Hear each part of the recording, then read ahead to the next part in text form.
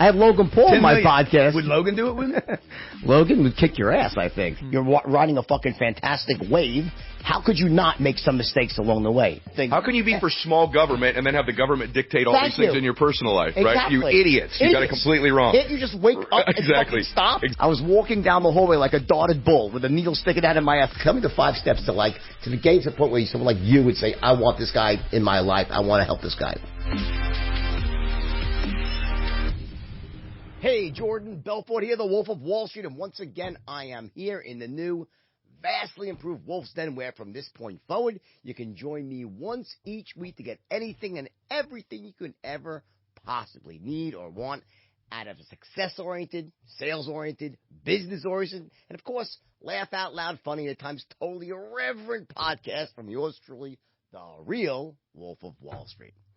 So, as you're probably aware by now, the new format we've created here is basically a hybrid, where I start off each episode with about 20 to 30 minutes of myself going full on, where I'm discussing one particular topic, and that topic could be anything from sales to business to current events to pop culture, all the way to the internal mindset of success, meaning an inner game, which is what happens right up here between your ears before you ever go out into the world and take action. Remember, all success starts up here, not in the Adderall. It starts up here. Your ability to visualize certain things, act certain ways, believe certain things about yourself and society at large in the world and the human condition, right? And then, after I do my 20, 30 minutes, I will bring on a guest, sometimes, not always, but I'll sometimes bring on a guest afterwards who will do a crystallization of what we just talked about, throw in their 2 cents, and just so you know, I'm only bringing on guests that are awesome, or else I'll just talk myself, because I love to fucking talk, and that's the Wolf's Den. So let's get right to it here. Today's topic is pretty much the inner game of success, but I want to talk about also the human condition. Now, what the fuck is going on in this crazy, mixed up, and seemingly, rapidly devolving world where we're going to hell in a handbasket for a lot of reasons. And one of them, I think, is this obsession, and I would say idiotic obsession, with political correctness. Nothing bothers me more than this whole idea that you as an individual are so fucking sensitive and so easily offended and so just destroyed by what someone else says about you or thinks about you. Now, again, I think that we should be sensitive, right? There's no reason you want to hurt people on purpose. And words, yes, they do have power. But one thing that I learned when I was a recovering drug addict, and I went to this place called the Karen Foundation up in Pennsylvania, right? And that was kind of weird, eclectic way of looking at, recovery. Recovery meaning when you're a post-drug addict trying to recover and live normally again, right? Is that so much of why people do drugs is to try to quiet the negative feelings, the bad emotions, and how, basically you do that as a coping mechanism. And one of the things they teach you there, and I just, I don't agree with a lot of the things they teach you. There's some really wacky beliefs they have. But one thing that struck me as being absolutely true is that no one can make you feel a certain way. So when you utter those words, he made me feel so, you make me feel so bad, you really hurt my, just so you understand that when you think that way, when you utter those words, what you are doing is giving away your power as a human being.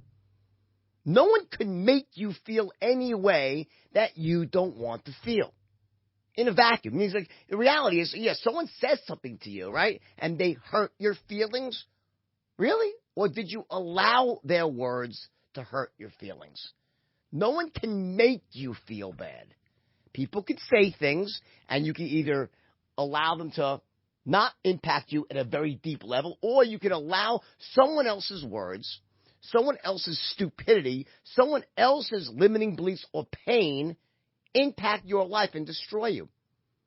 In other words, you're in a fight with someone that you love or someone you care about. Even a boss says to you, you're such an asshole. You did this wrong or that wrong. You're a loser. You'll never amount to anything. Okay, well, that does what?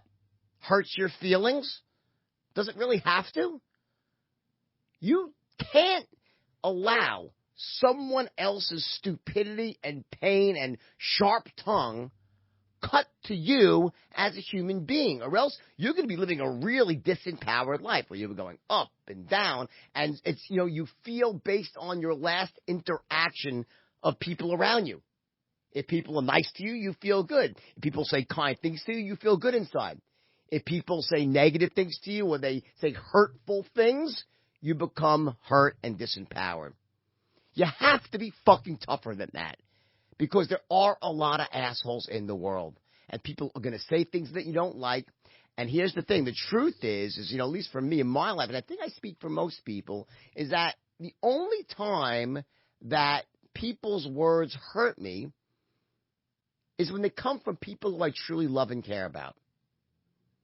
I don't care what random idiot haters say about me online. I should do this or that. I'm the worst person, the best person. Great. Okay, it's noise to me, right? If I look at it, I look at it empirically and logically and say, what can I take away from that message? Maybe to change my own message, to try to get more people to understand where I'm coming from. But I don't let the people who I don't know, people I don't love, I don't let their words impact me on an emotional level. I don't care about them enough. The only people that can hurt me are those that I love. And even then, over the years, I've learned, and you need to learn, that even those that you love and those that you care about and those that you trust, they're going to say stupid shit from time to time. They have their own inner demons. They lose their temper. They say things out of their own pain. And many people, in fact, and I've been in relationships like this in the past, I think we probably all have if we've been in relationships, is that, it's very common that when someone gets hurt really badly, their gut reaction is, I want to hurt the other person so they feel just like me. I want to hurt this person because in that moment, they might still love you. They might be great people still. You get it? So it doesn't make them terrible. In that moment, when their emotional brain, that reptilian brain takes over, their strategy for trying to make themselves feel better is, I want to hurt this person as badly as I possibly can because I want them to hurt like I'm hurting right now. They should feel what I'm feeling right now. When people say negative, hurtful, terrible stuff to you, 99% of the time it's because they are in that pain. And when they say misery loves company, well, yeah, it's true, but pain loves company as much as anything else. So they want you to hurt just like them.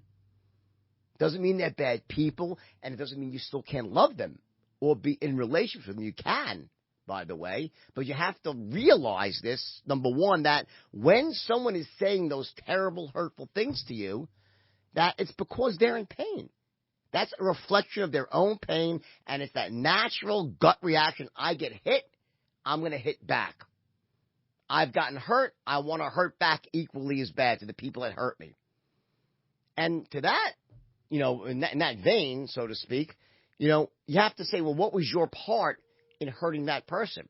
What did you say to that person that hurt them? Now, watch. To see how this runs counter to what I started. I started saying that people really can't hurt you, but in the real world, this is what happens. We allow other people's words and other people's opinions about us, not only to hurt us, but taking it one step further, once they hurt us, it starts the seed of a limiting belief about ourselves and maybe about that other person.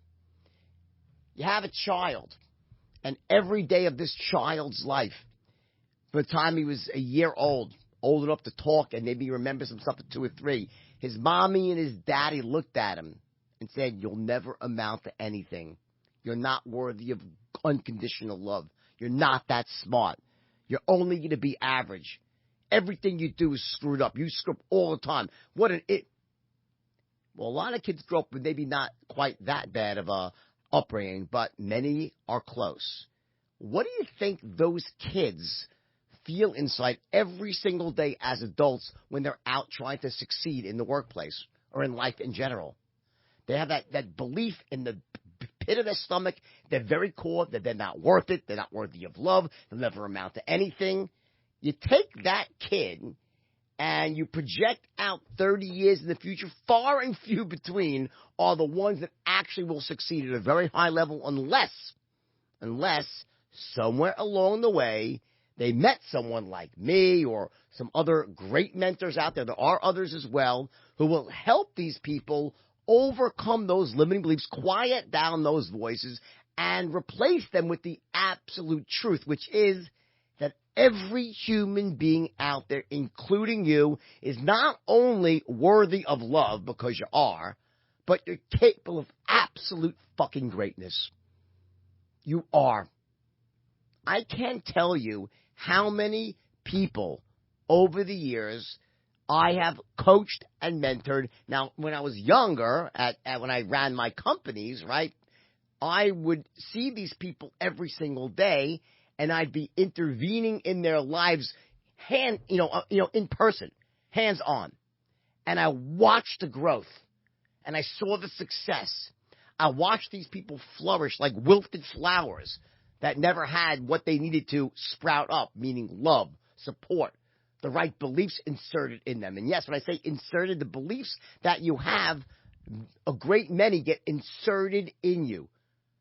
Beliefs get inserted in you by people that say things to you, by experiences that you have, by simply things you observe, experiences you observe. I mean, it could not even mean that you did it yourself. You saw something happen, and your takeaway from that caused a limiting belief to form.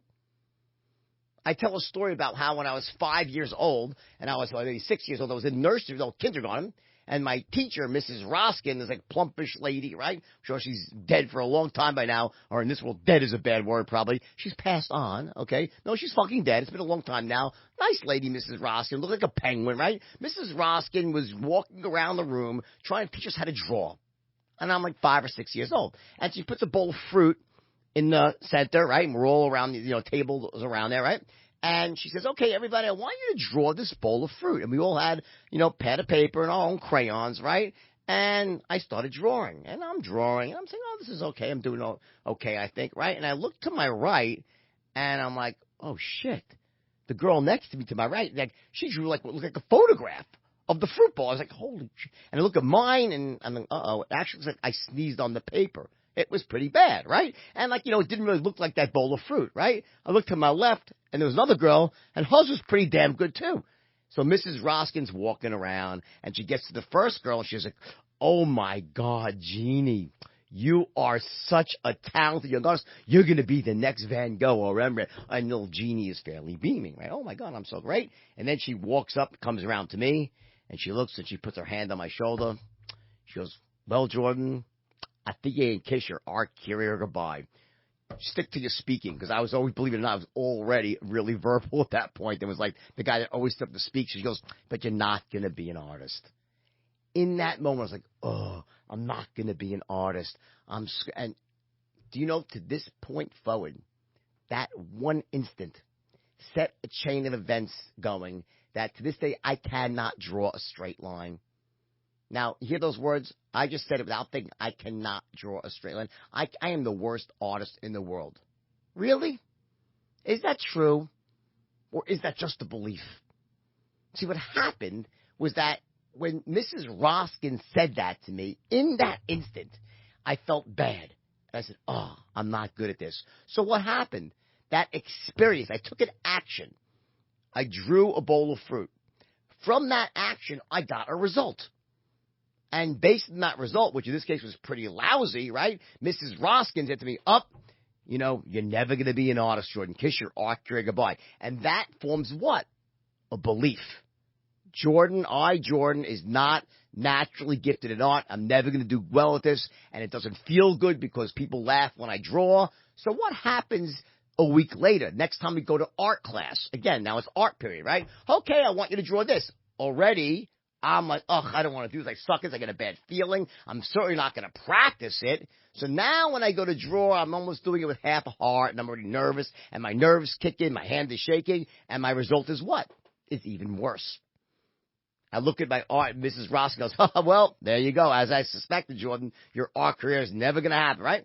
So I get a worse result. My belief gets reinforced. And that circle, that cycle of the limiting belief forming from a negative result and then reinforcing itself by cutting off my aptitude. Essentially, my ability now actually gets reduced because, number one, I get nervous when I try to perform the task. Number two, we don't typically try things that we don't think we're good at. We say, what's the point? I'm just not good at it. So I shy, I don't practice. Next time I get a worse result, and then a worse result, it reinforces itself until you get to the point where I am today, where for my whole life I shied away from ever trying to draw anything or feeling good about it, and I say, I can't draw.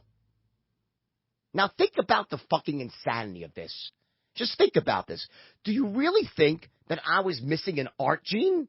That I was incapable of learning how to draw? Of course not. In fact, many years later, I'll tell you a great story. I'm watching TV when cable TV first was popular, and then this guy with an afro who used to do this whole thing, hey, watch, this is my world, and watch how you can draw this. And he did this shit where, like, he'd draw, like, bushes and lakes and trees and mountains, and it's like, and he made it seem effortless. And he taught you how to do it. You know how? With a strategy. There's a strategy for art. Yes, there are Van Goghs. There are naturally gifted Mozarts. There are naturally Jordan Belforts for selling that never had to try to learn to sell.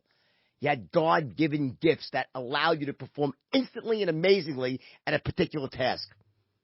Yes, we get those. We get those gifts from God or nature, whichever you believe. The point is that the rest of these things can all be learnt by strategy.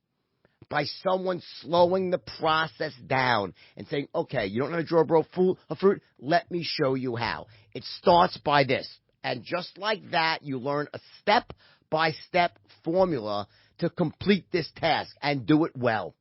And then you start to practice that, and you practice that. And next thing you know, you're pretty damn freaking good at it. Now, am I ever going to be Van Gogh? Probably not.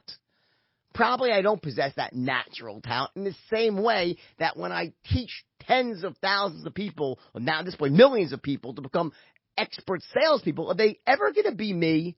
Probably not as good as me, no. But what I can do, and what you can do in whatever skills that you need to possess to achieve success, whatever success means to you in terms of living an empowered life, that could mean learning how to speak. It could be learning how to close, when by the way, closing is a required course. It could be learning how to write a code. I mean, becoming a basic coder. It could be learning marketing techniques. It could be learning anything or everything that you want. Playing an instrument. Learning how to date. How do you talk to the opposite sex? Do you know they teach this shit? They actually teach this. I'm sure you probably heard of it. There's pickup artists out there that teach you, and some of them are very unethical, but some are very ethical. Some actually show you a very ethical way of how to engage with the opposite sex, and it's a system. Now, many of us don't need a system to talk to the opposite sex, or the same sex, whichever you want, doesn't matter. But some of us do, and there's nothing wrong with learning it if you need it. If you need to learn a certain skill to live an empowered life, what do? You fucking learn it. Almost everything out there that you need to possess in terms of a skill set is available to you by a mentor or an online course or by going to school, whatever that might be. The problem is that so many of you are going through life right now and you're actually lacking the cornerstone skills that you need to succeed at the highest level because you've been brainwashed into thinking that you are who you are. That you're set to live a life that whatever was set in stone from the beginning, those first 5 or 10 years. Well, that's my life. That's who I am. It's based on the beliefs that you have about yourself. What you think you're capable of. What you think you can achieve. We don't try things that we don't think we're capable of succeeding at. We don't try to shoot above our level of possible achievement. We cap ourselves. We don't try if we don't think we'll get the result. We say, why do all the work? What's the point? Many times when you're thinking about taking action, you're thinking about going for it in life, whether it's starting a business, becoming a top producer, going out there and just meeting someone, and falling in love again. You say to yourself, what's the point? Because when you think about it, when you project that out in your mind, and your mind's eye runs that movie, you say, I don't really see myself succeeding. So why do all the work? Why put myself out there? Why take the risk? Why invest the money? Why take out a loan? Why go to school at night? Why buy that course? Why attend that seminar? Why go out to a party and mingle with other people when it's never going to amount to anything anyway? Yeah, maybe there's other people because, when I guess they've had success, that's their lot in life. But that's not me. That's all based on beliefs that you have. The beliefs of what you think you're capable of. How you see yourself. Your capability beliefs. And guess what? Here's the irony. In many cases, it's true. You're not capable of achieving massive success, and you're not capable of greatness. And the operative word there is now. Meaning, based on what you currently know, yeah, maybe you lack certain cornerstone skills that are required to achieve success. So your brain in those cases is almost acting as like a self-protective mechanism. It says, you know what? I don't really own this shit. I don't really know how to close this. Listen, if you can't close the deal, if you can't sell, if you can't be a hammer, you can't close, good fucking luck trying to really get ahead in life. It is the single most important skill, bar none. The ability to close the deal. And without that skill, without possessing that skill, your brain says, you know what, maybe I should just kind of stay pat because at the end of the day, I don't really have what it takes to succeed, so why do all the work? I'm not going to get the result I want anyway. That's what happens. And that is why when I teach people persuasion, to really close, and it's easy to learn. I teach people from all over the world, from all walks of life, and anyone can learn it, right? And that's why that when they learn that one skill, it's opens up a universe of possibility. Not because it's the only skill you need, because there are others as well. But without that one skill, it almost acts as like a governor, a damper on your life, stopping you from charging forward when you should and causing you to pull back when you shouldn't. So there is this relationship between the inner game, what happens up here, your success mindset, and the possession of outer world skill sets. And it starts again with beliefs. And so many of the beliefs that you have right now that are limiting you in life, that are stopping you from charging forward, that are stopping you from really being happy, from really living a life that just turns you fucking on, and you deserve it. Okay, God, this weekend was just awful what happened with Kobe Bryant. Awful. I actually shed tears. I did. I'm not usually emotional about this stuff. People die all the time, right? But that one, I shed tears. You know why? Here was a guy that was just the most robust, most full of life, zestful man that accomplished so much and lived at such a high level, both meaning his mindset, his commitment to success, his commitment to excellence, and the amount of work he was willing to do in the real world to possess the skills required. I heard a story that when Kobe missed a shot once after an important game, he spent 5 hours that night, would not leave until he hit 10,000 shots like that. And he was already the best player in the world. Greatness like that, at that level, is the combination of natural ability, mindset, and massive skill set. They're always linked.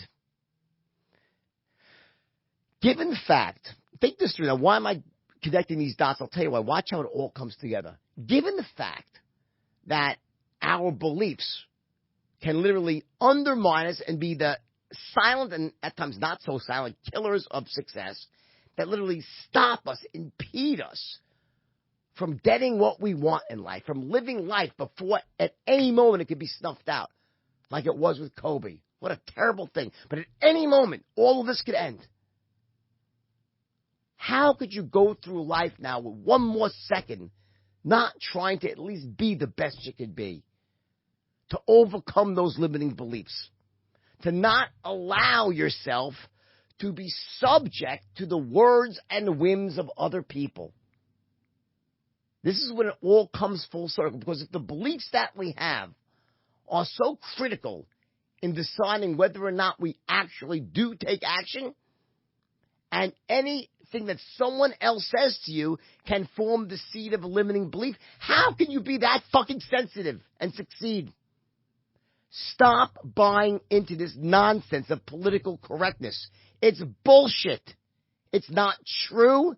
It's some weird invention that's being thrust upon us through, I don't know exactly what, but there's some weird silent hand at work here trying to make you think that, yeah, it's terrible when someone says something bad about any one group of people or any one person, and that's enough to either ostracize that person from society, or you have such a weak constitution yourself that you are going to go up or down based on what the last person or group of people said to you. You can't be that sensitive. You have to know who you are, know what you're capable of and what you're worth, without it being subject to someone else calling you an asshole or this or an idiot or a douchebag or a cunt. Seriously. That's a dirty word, right? Cunt. You know, guess what? In Australia, they use the word cunt like it's nothing. It's like an animal. A kangaroo's a cunt. When I went to Australia, they used that with the C word. I was like, what the? I was like, oh my. To me, it hit me in the gut when I heard that. It was like a word you don't utter. That's a bad word. Or is it? Is cunt a bad word? Guess what? Now, down there, they think of it like women are saying the word cunt. It's just a word. Just a word. I'm not saying we should go around using words that are inappropriate. It's not what I'm saying. But the fact that you could be that weak-minded of a fool to let a word destroy your inner constitution says something about you, the fact that you're being brainwashed. Because you're not that weak. You're capable of more.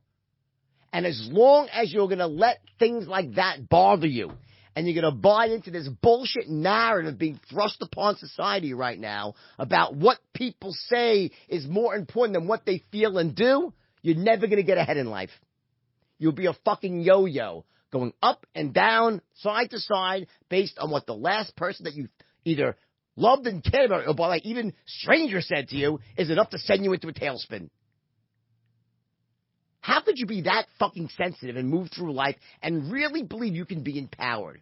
You got to be tougher. You have to have more fucking resiliency than that. You have to be able to take criticism and take things that you don't like and just say, I don't give a shit what they think, and you move on. Until you can do that, all of this talk about success and forward investment, it's all fucking nonsense. Because I promise you, you'll get knocked down 10,000 times on the way towards trying to grab that brass ring. The world is not a safe fucking space. It's not. The world is not safe. The world is full of assholes. The world is full of incompetent morons. Trust me, I know. I meet them all the time. People lie to you. They let you down. They tell you one thing and do another. And as long as you're willing to let those people dictate how you feel inside, you don't have much power. You give up your own personal power by doing that. You have to know who the fuck you are, and that you are worthy of success, massive success, worthy of unconditional love, and nobody, and I mean nobody, can take that from you. And that's the bottom fucking line. And my next guest here on today's podcast, you might not like this man. He might offend you. You might not agree with everything he has to say. I don't agree with everything he says, but I respect him because he says what's on his mind and takes shit from nobody. He also has a great track record. In fact, an incredible track record, it would seem. I haven't checked everyone out, but I don't doubt what he says because he's a man of great conviction. He's a man who's been responsible for creating a lot of success in a lot of other people, especially young people. So in that regard, we're similar. So when we come back from this very, very short break, I'm going to bring on a man who's going to freak you the fuck out because people have been known to actually piss in their pants and actually shit themselves when they attend his seminars. And I think that's pretty cool, by the way. I think I've had some people piss, never shit, okay? Either way, it's all good. So stay tuned. When we come back, you're going to meet a man who is the real deal when it comes to really saying shit as it is. And he's a brilliant guy, too. And has made hundreds of millions, if not billions of dollars for himself and others. Stay tuned. We'll be right back shortly. And there's not that many hardline guys on the planet. And it's just unfortunate. But we've gotten used to it. It's become our comfort zone being not held accountable. Because most people don't want to be held accountable. They want to be able to do whatever the hell they want when they want. And true leadership is me getting that person to do what I want them to do when the fuck I want them to do it. All right, so we're back now, and as promised, I told you I had a guest who was someone I had massive respect for, someone I agree with in almost all his viewpoints, and who's as spirited as me, and sometimes even more spirited than me, colorful figure, super successful, forced to be reckoned with, Mr. Dan Pena. How are you, my friend? My pleasure. And you're looking handsome as hell and dapper. Is that part of This your is my persona? uniform. This is me. And is that... It has been for 40 years. And I'm a big believer in the first impression and what that states about you and positioning yourself as an expert in your field. And that's just obviously when you see someone put together like that, it has a huge impact, right? Correct. You have two times to make a first impression. First is how you look. Second is when you open your mouth. Before you put your foot in it. I mean, so you've got really two times to make a first impression. So there's so many things we could talk about, but as I said to you, with the format of my podcast, I framed a certain topic, which I really want to dig into because I think you're like probably one of the most foremost experts in the world. And that is the human condition, why things are the way they are right now with political correctness, social norms, which I think is a fucking disaster, outright disaster. I hate it. And I'm not quite sure what to make of it in terms of where is it going, but I'd like to know what your take is on like how all this insanity started, where it's about feelings and hurting feelings. Political correctness, in my judgment, is a manifestation of lack of self-esteem. When I grew up, I had an alpha male dad, superhero from the Second World War and the Korean War, who looked like, he had a 56-inch chest, a 30-inch waist, and he had 18-inch arms, and he'd never lifted weights. Okay? And all his buddies, if you will, from the Second World War and the Korean War looked more or less like him. And they allegedly, and in reality, they saved the generation from all They call that the greatest generation, correct, right? Correct. And so I thought everybody was like that. When I went out into business and I made a lot of money, and then when I got thrown out of the company, I found it. What was I going to do? And I thought, well, I'll go back and teach university. It's a long-winded answer to your question. And I taught university for $1, an honors class, and I was really dismayed. And so then I said, well, I'll coach the meatheads, the kids. And because I thought everybody had some sort of self-esteem. Now, when I was at Bear Stearns, almost everybody had self-esteem at some level, okay? Were you in New York at the time in Bear Stearns? Yeah. What years was that? Yeah, it was 77 through 81. So you know Ace Greenberg? Ace hired me. Cy Lewis hired me. Cy Lewis himself. And I was the most successful, allegedly, non-Jew in the firm. And they always said that I was Sephardic. And they said, you got to be Jewish. And it's all right. Don't be ashamed. Don't be ashamed. But they were pushy guys. And we weren't the white shoe guys, like the Goldman Sachs or those kind of guys. We were pushy guys that got shit done. And so, but there I was still surrounded with guys that had a lot of self-confidence and a lot of self-esteem. And so I was led to believe that self-esteem wasn't such a rare commodity or quantity, whatever you want to call it. Mm-hmm. But in reality, we both know it is. Yeah. And self-confidence, self-esteem, etc. And so the world today is political correctness. Back to your original question, is because we want people to like us. We want to fit in. We don't want to stand out. In a day when somebody will commit suicide on Facebook because they're disliked is beyond my comprehension. I can't understand it. I just don't. And why the parent of the kid that kills himself doesn't go kill his parents is beyond me. There's certain things worth dying for, and that's one of them in my judgment. And but it's getting worse and worse and worse.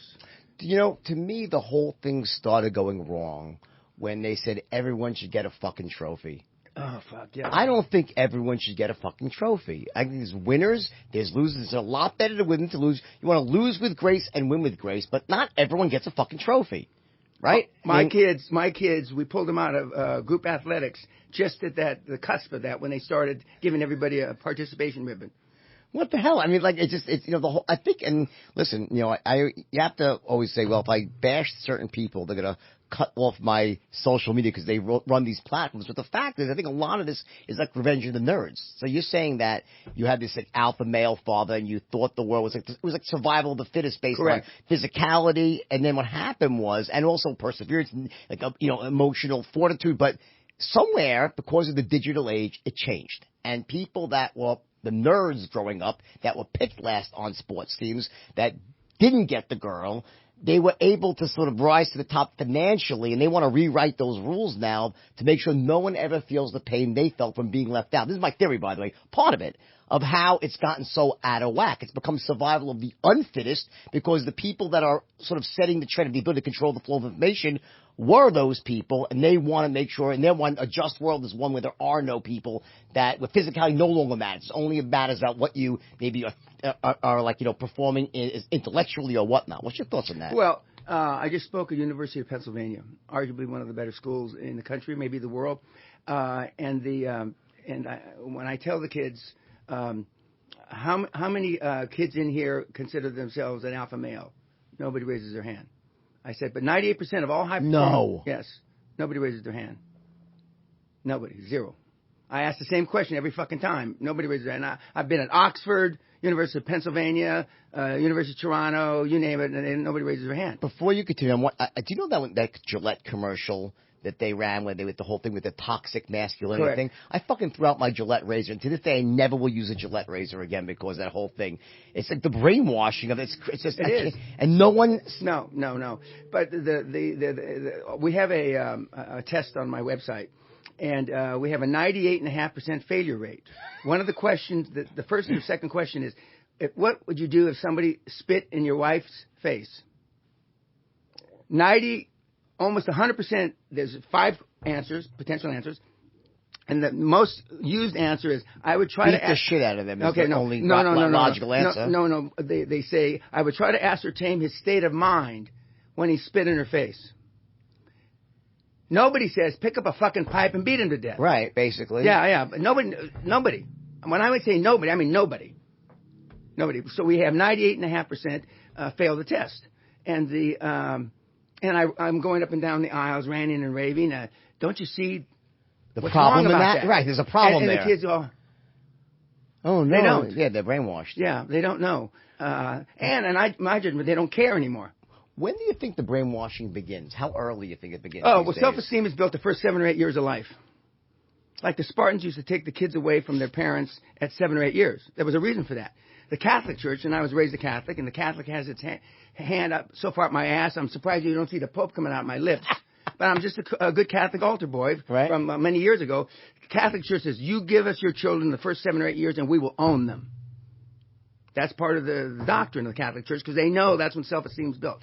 Now, when a kid's 3 months, 6 months, or 9 months, unless he's shit his pants, they're happy. 2 years, 5 years, they're happy. 7 years, it starts to change because you are who helped to raise you. Who raises you? A mom, sometimes a dad if he's around, an older brother, sister, and a grandparent. What do they know about high performance? Nothing, normally. Nothing. And if love and religion got the job done, we wouldn't have all the problems we've got. I mean, love doesn't get the job done, and even though I was raised a devout Catholic, Catholicism or Judaism or Allah or whoever doesn't get the job done. And so it starts at a very young age. And now it's promoted in the schools. And I asked the kids, how many have you been in a school fight, as we were discussing earlier, a schoolyard brawl? Okay. Yeah. 2, 3 kids raised their hand out of 400. Now, I give these talks at the schools for free. They didn't go to my school. Okay. I know. Not Queens, New York. I'm from East L.A. I'm from the barrio, not too far from here. And how many of you ever been spanked? 20, 30, 40 kids raise their hand. How many of you have ever been yelled at? 50 people out of 400 raise their hand. And so now it's socially unacceptable to whack your kids. I was raised, spare the rod, spoil the child. Now, I'm not saying all the beatings I got from my dad, and he beat me like a rented mule. He just did. If the nuns beat me, the priest beat me, and he came home from out of town, then he beat me just because the nuns and the priests and the school education system was always right. And now there's no discipline. I was at another interview a while back, and young kids like this. The first thing I noticed when I walked in are young kids, and they're all nobody was on time. The engineer wasn't there. This, that, and nobody got mad. Nobody. My son says, "Do I go crazy when people are late?" I go fucking crazy. Yeah, but they didn't get yelled at. No, everybody just said, "Hey, dude." No, bro. That's the word Bro. they use. And I said, "What the fuck does that mean, bro?" I don't know. And I said, and so finally we wound up getting started 45 minutes late. 45 fucking minutes late. You have no idea. It's like my pet peeve. I Yeah, know and the bananas. kids just thought it was all cool. Yeah. It was all Crazy. cool, and it's not cool. You know what I used to say? So you have your language pads when you speak. You say a word, it just comes back. I always say, these kids that I teach a system of sales called the straight line, right? And I used to say when I invented it, these kids would come to me and they were from families where they were never told by their parents they were capable of greatness. And going further, even the greatness they had in the Masters had been almost conditioned out of them, beaten out of them from the day they were born. First from their parents, then by their school teachers, by the media, their own friends. By the time they came into my boardroom at 18, they were like conditioned to be just average, to survive, not to thrive, right? Why do you think, though? I mean, like, for me, it's one thing I really struggle with is because I really try to instill like success-oriented thinking and positive mental fortitude in my kids. Why do you think? You think they just don't know any better? You think they think it's right? Well, you said that it was beat into the. They should have been beaten, but they weren't beaten. Conditioned into them. Conditioned, absolutely. Yeah. And like Pavlov's dog. I mean, you jolt them and they react. But the kids now don't want to be jolted. They don't want to be jolted, and they feel entitled. And I say, entitled to what? You haven't done a goddamn thing. Do you think raising a girl is different than raising a boy? Yes, a little. But if our daughter was here right now, she's 33. She's a senior executive. She got whacked? And she said, my daddy treats everybody the same, like shit. I treated her like her two older brothers. I didn't consider it like shit. But I mean, I was strict. I made them accountable. The kids don't want to be held accountable now, okay? And if they miss a deadline or they miss being on work on time, they got an excuse. They say traffic. Well, leave earlier, you fucking moron. I mean, what do you mean? I don't give a fuck about traffic. Exactly. Let me ask you this. I was giving you my theory, which is like part of it. This drives me crazy, this whole thing, right? And I said, like, revenge of the nerds, kidding around. But do you think that's part of it is true, that what's driving this whole, whether it's the Me Too generation, listen, there was a problem, but it was wildly overcorrected for, right?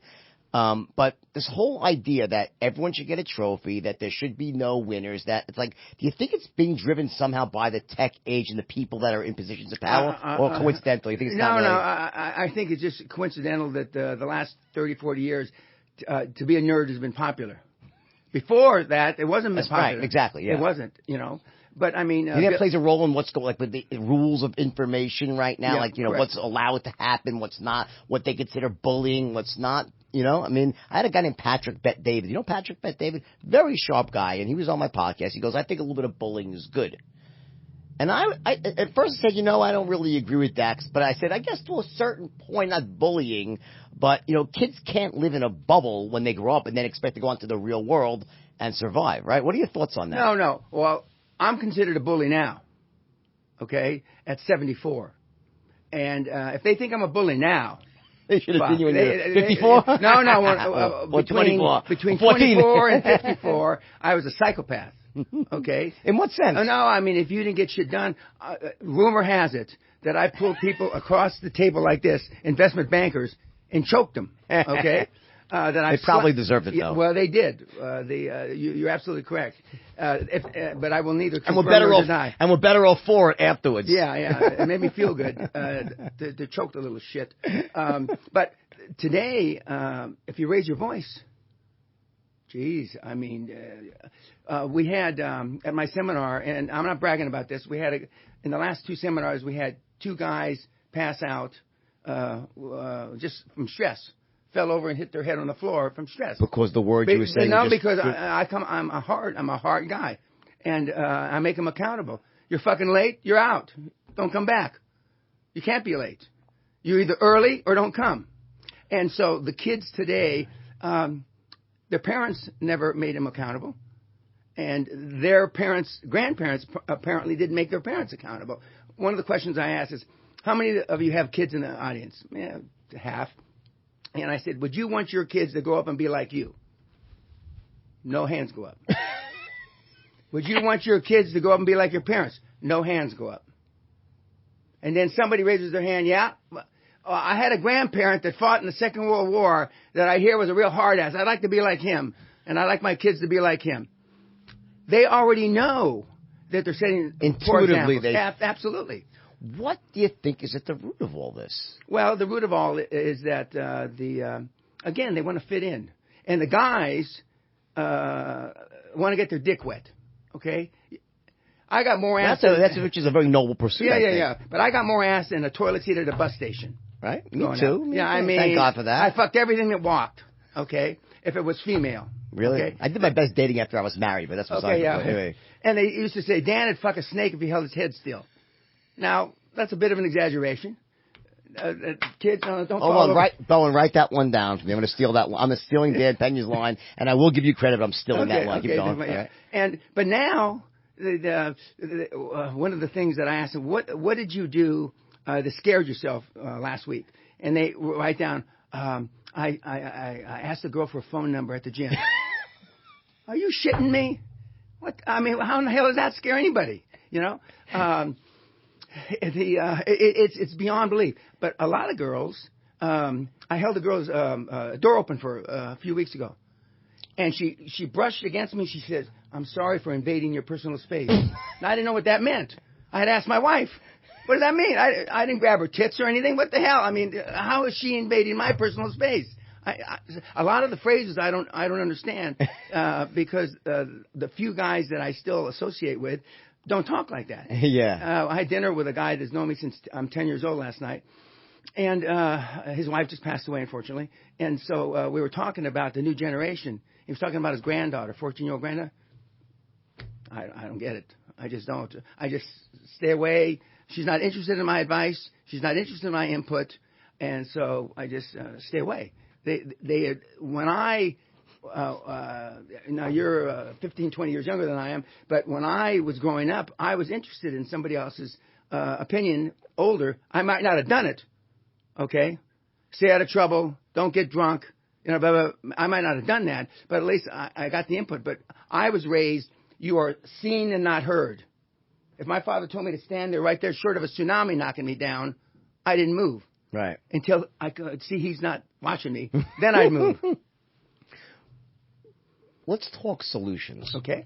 What do you think? Because I agree with you. You know, obviously at some points you're a bit more, I think in some ways, I think you're a little bit more extreme. In some ways I'm more extreme. But generally, I think I really agree with your whole thesis on what's going on in the world. The question is, what do you do about it? Like, how do you make, I try every day with my stuff. You know my stuff, you've seen it. I try to instill like an empowered message with people. And I do try to watch my words. I'm not one to, I'm fucking not politically correct. But I try at least a little bit just to, not to, because I know sometimes you catch a bit more flies with honey than vinegar, but my honey's pretty vinegarish. But what do you think the way to correct this? I think the world is heading for a very, very dangerous fall right now. No, we're through. Yeah, and there is no turning back. Past the point of correction. No, we're way past it. We've been past it a long time. How long have we passed it? 30 years ago.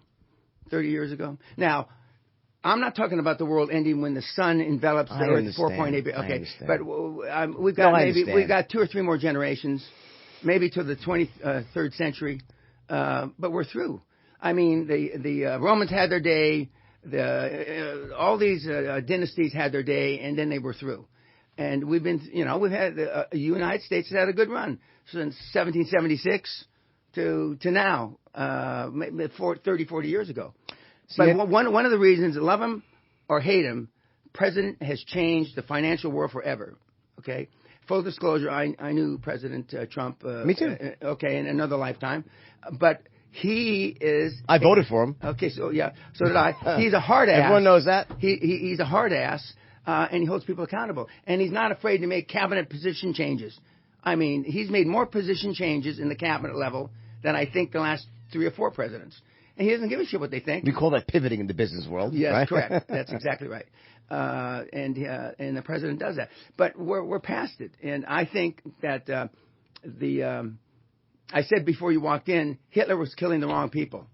Why kill the smart Jews? I mean, we need about 2 billion people on the earth instead of 7 billion.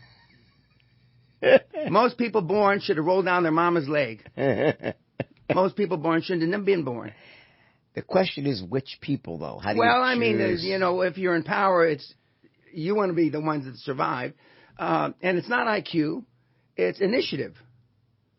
I would rather have a guy with a lower IQ but a lot of initiative than the opposite. So this goes back to what I was thinking about the survival of the unfittest. Like, I really believe right now that the world is upside down. I don't believe that we're in – maybe that's what you taught when you said we're through, we're done. I think it's almost like we reversed the natural order of the way things should be, where the strong survive, the weak perish, intellect is favored, strength is favored. But now it just seems like it's the opposite is true. And I guess I don't – when I say the vengeance, I'm trying to figure out what the fuck went wrong, like because I can't stop thinking about this when it really started. Well, you must be more intellectual than I am, because I don't give a fuck what went wrong. I mean, we are where we are, and there's no return. And I have insomnia. That's why. So I don't think about it. Okay, I think of something. So you and I will be long gone by the time some asshole figures it out. Yeah. And so let's talk solutions. What do you think in terms of the human condition?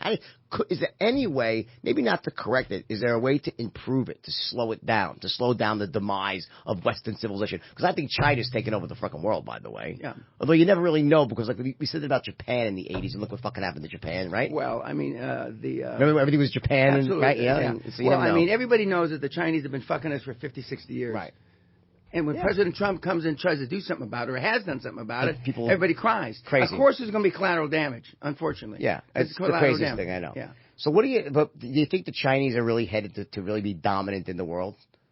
Yes, but not dominant in the sense that everybody's concerned about.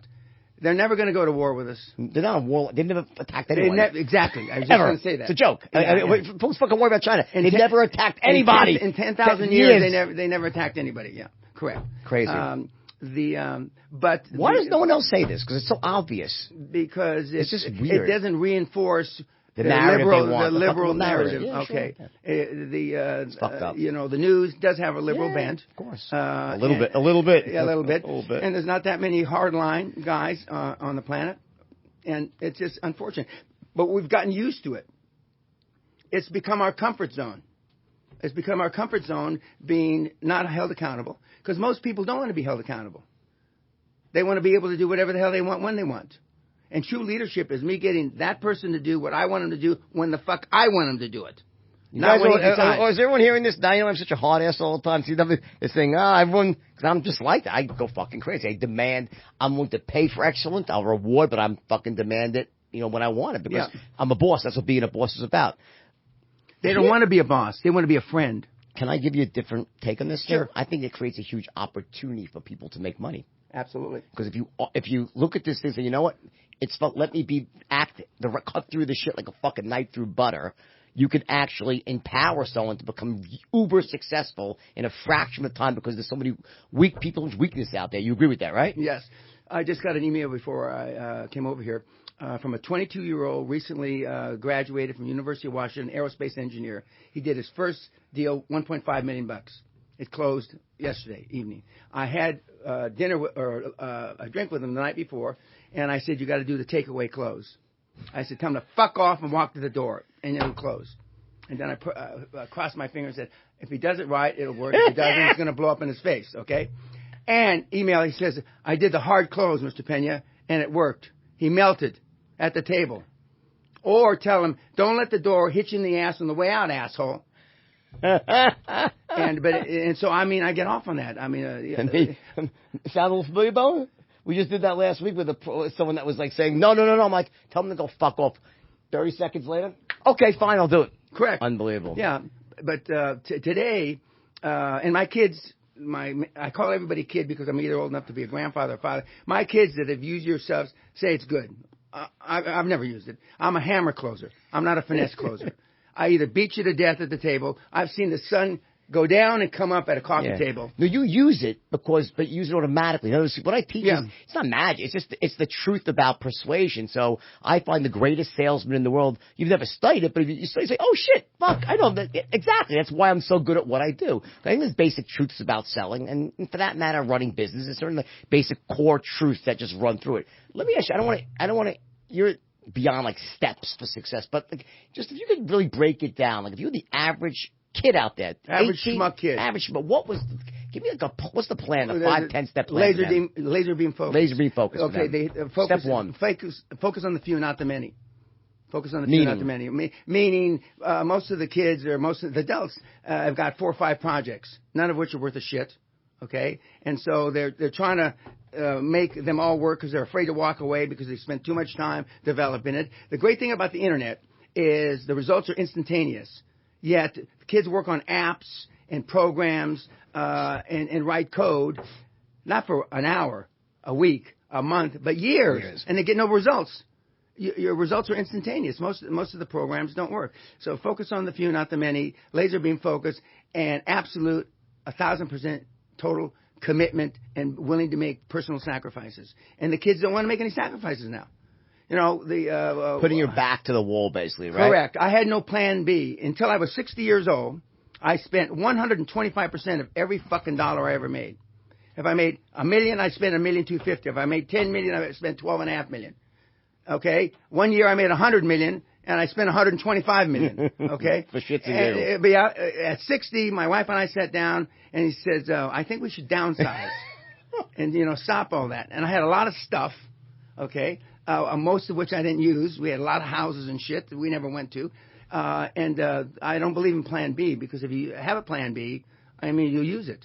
What I used to say to the kids, they walk in the firm, and I would say, if you're trying to become $1 million producer and trying to learn my system, if you're looking at the fucking help wanted section right now for a part-time, any exit, get the fuck out now. You have no chance of succeeding. I want you to put your back to the fucking wall, make the consequences of failure so dire and unthinkable that you give yourself no choice but to succeed.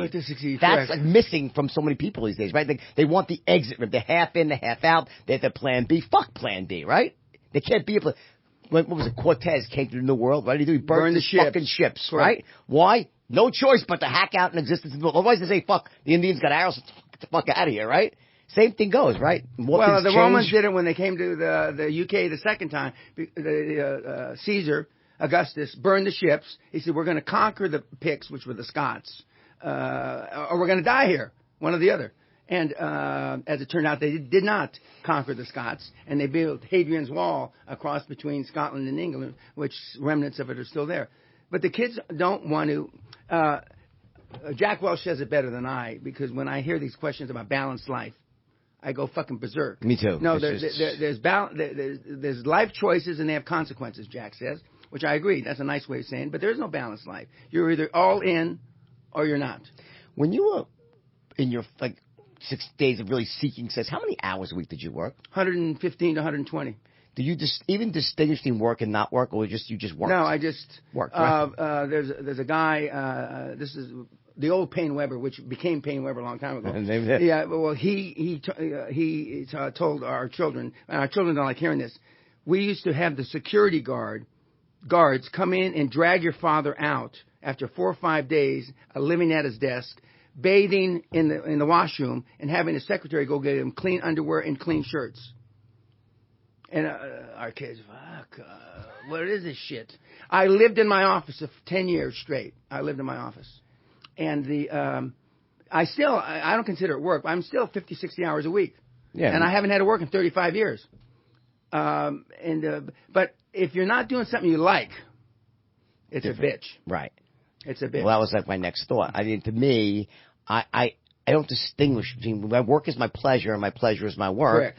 And success to me is not even about money. It's more about just being right. And I love the idea of figuring shit out. I'm almost happiest when I'm my highest value is to try something, not get it right away, and have to work hard and then figure the shit out. And it's no better than cracking the code after something doesn't work the first. This would be great if it does, but usually it doesn't, right? Correct. But I love that feeling of failing and then succeeding.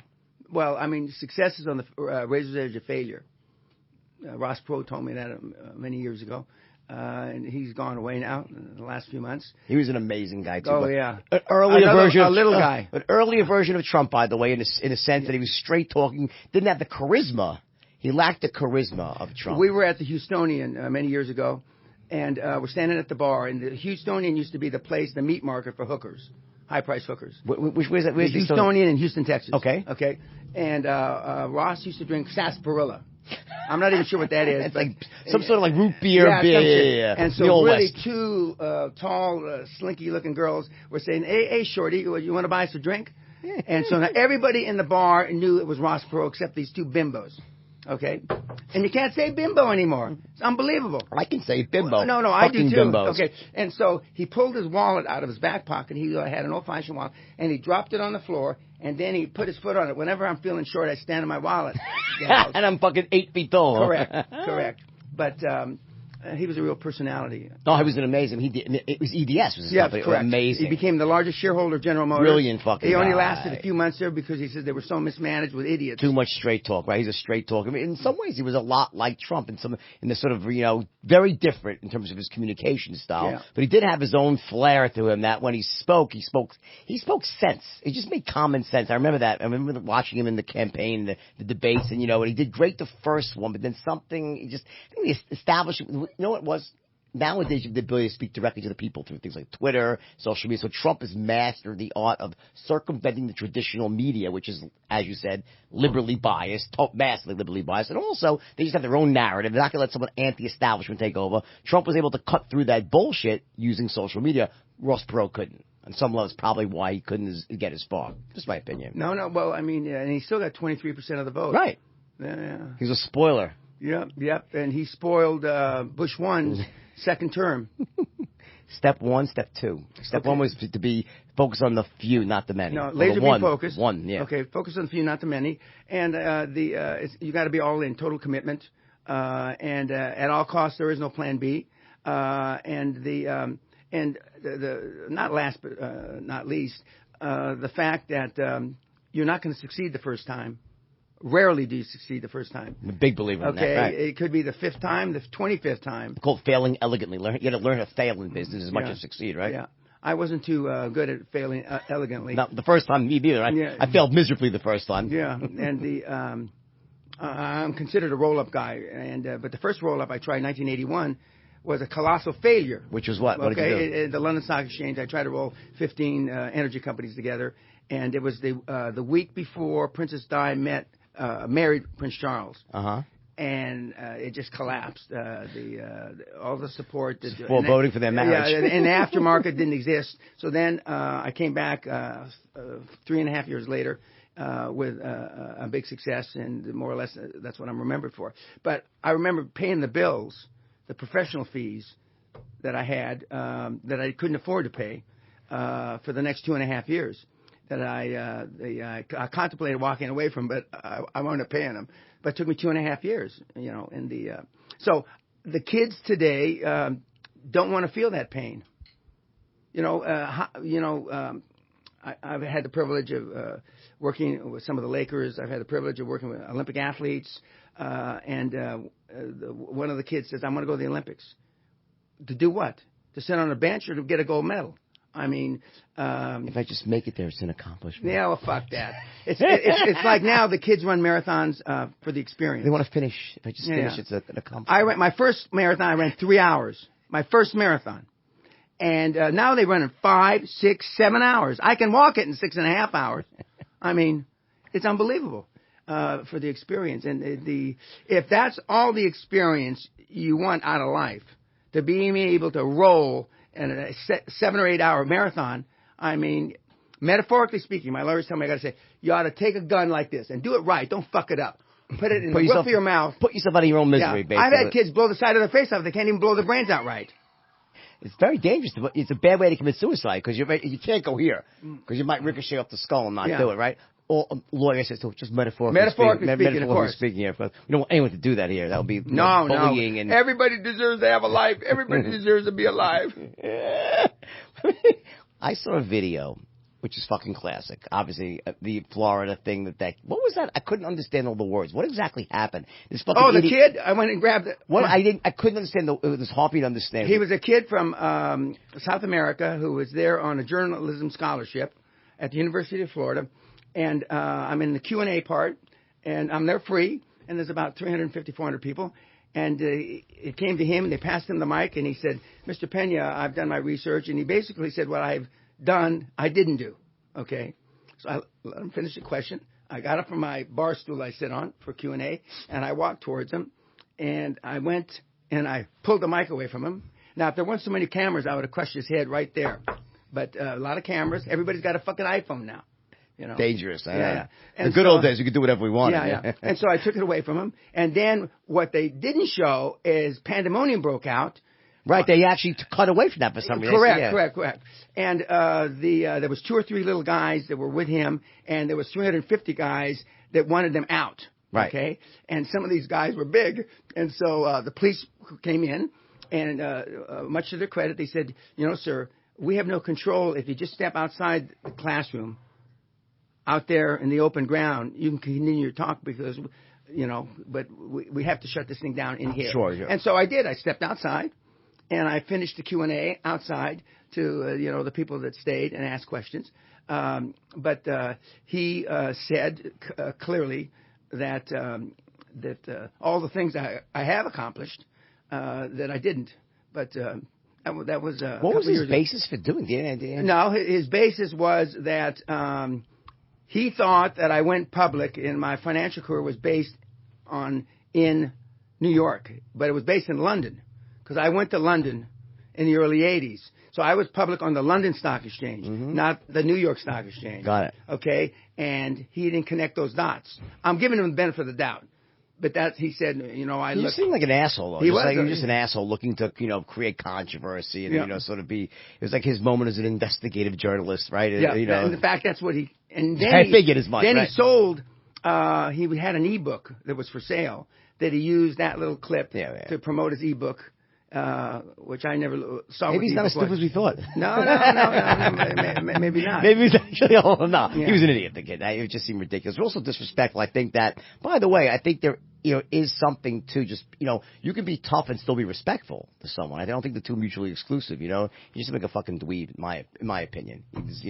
He deserved the proverbial smack. Yeah. The proverbial smack, not a physical smack. That would be bad, right? Yeah. But it's certainly a verbal smackdown he deserved, right? What freaks me out, though, is that was one minor thing. But what do you think about, like, when in Stanford, they shut down conservative speakers coming onto campuses? To me, that seems, A, un-American, B, unhealthy, and C, they're losing out on hearing both sides of a story. What do you make of it? How is that allowed? Well, I had a similar experience at the University of Toronto. The guy, Pedersen, who is a... Jordan Peterson. That's his name, okay. He's not well liked by the university. No. Well, he's a full professor there, and he's got tenure, so they can't get rid of him. But they disrupted his class. They set his class on fire and did some other stuff. And so I spoke 3 weeks later, and they called my office, and they said we would, one, have him consider not speaking. 2, if he does speak, he should have personal security. You don't strike me as the type that needs security. No, I didn't. Yeah, I think as much. No. So I showed up, and I'm carrying a cricket bat on the podium, and I put the cricket bat down on the podium like this, and I spoke, and they couldn't have been nicer to me. So during the Q&A, somebody said, Mr. P, do you mind if we ask, what's the cricket bat for? I looked around, and I told them what I'm telling you about personal security, and they still didn't get it. So then I jumped down off the podium with the cricket bat, and I got this close to him. And I said, do you understand what the cricket bat's for? And he still didn't get it. And some people in the back of the audience got it. He's going to fucking hit you with it, you idiot! And I said, the idea is, even though there's 400 plus here, the first 5 or 6, I'd decapitate them, and that would keep the rest of you back. Then they got it. But then the next 4 or 5 questions later, they said, would you really do that? I said, you goddamn right I would, It's not a joke to me. And during the cocktail hour, and they had, and they couldn't have been nicer on top of it. During the cocktail hour, I got the question 10, 12, 15 times, would you really hit one of us? You fucking ain't right, I would have. I mean, you have no idea. And so, but the kids, they think, I don't know what they thought. You know, an old man with a cricket bat. I had a cricket bat. I spoke in London just a few days ago, 1,000 people. It's the first time I had spoken outside the castle in 20 years, and at the Heathrow Airport, and I brought a cricket bat. But I had security. I had 20 paid big goons for security. My wife says, "You're 74 now. Maybe you can't hit." No, I can still hit him with a cricket bat. And so, but I still got questions asked. It's like the leg. You could still get a good like. Yeah. Would you really hit somebody? And I said, of course, now I'm old. And I said, I feared for my life. You can get away with a lot of shit. You're not old enough yet. Okay, 20 years with this people shooting people. You know, I feared for my life. I don't fear for my life, but I might say it in court that I fear for my life.